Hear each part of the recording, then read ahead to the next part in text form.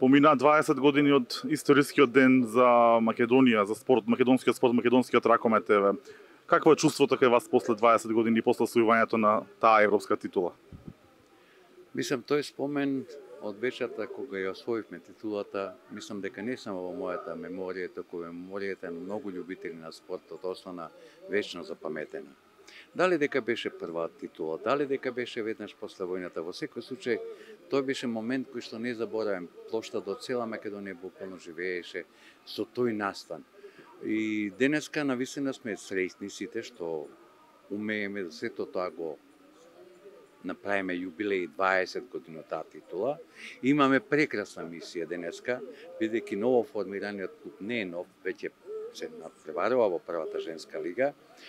Ѓорче Петров постои понатака и сакаме да ги пренесеме сите титули и воедно да пренесеме оној мотив за победи и за излегување надвор од македонскиот ракомет, идеме на европски ниво.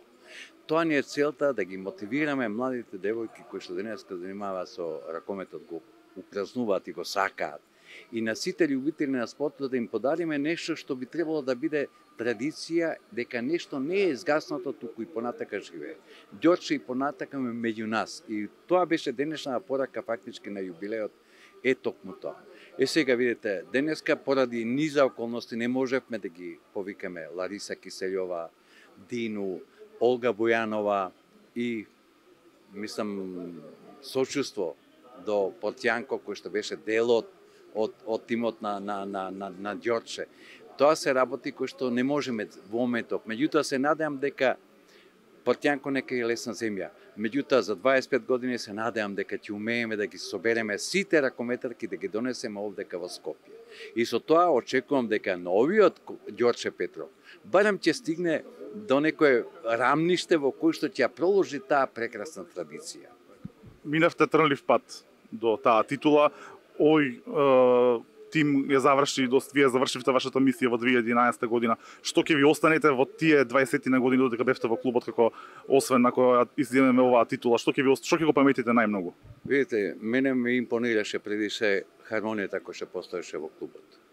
Хармонијата буквално бевме поделени на дел кои што беа за добри работи во клубот, а дел кои што треба да сечат.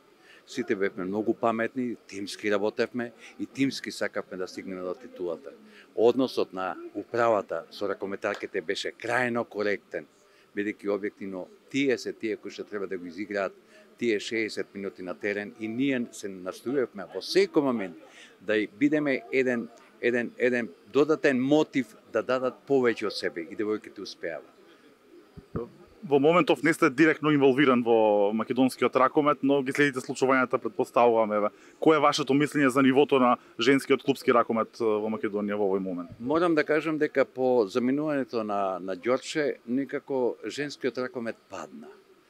И се даде повеќе внимание на машкиот. И објективно и можеби селекцијата на машките ракометари беше многу посилна што се наметна во јавноста.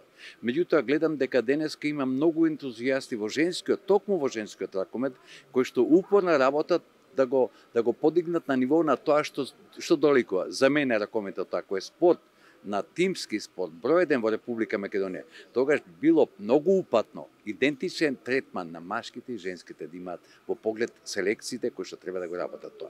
Сметам дека РФМ е доволно мудар да посебно даде поттик за овакви работи. Благодарам до РФМ што го прифати можноста за пренесување на титулите од Кометел Ѓорче Петров на денешниот клуб Ѓорче Петров. Меѓутоа треба уште повеќе се даде сила во грбот на тие екипи кои што објективно функционираат во многу тешки услови. Меѓутоа се борат, лавовски се борат. Молам.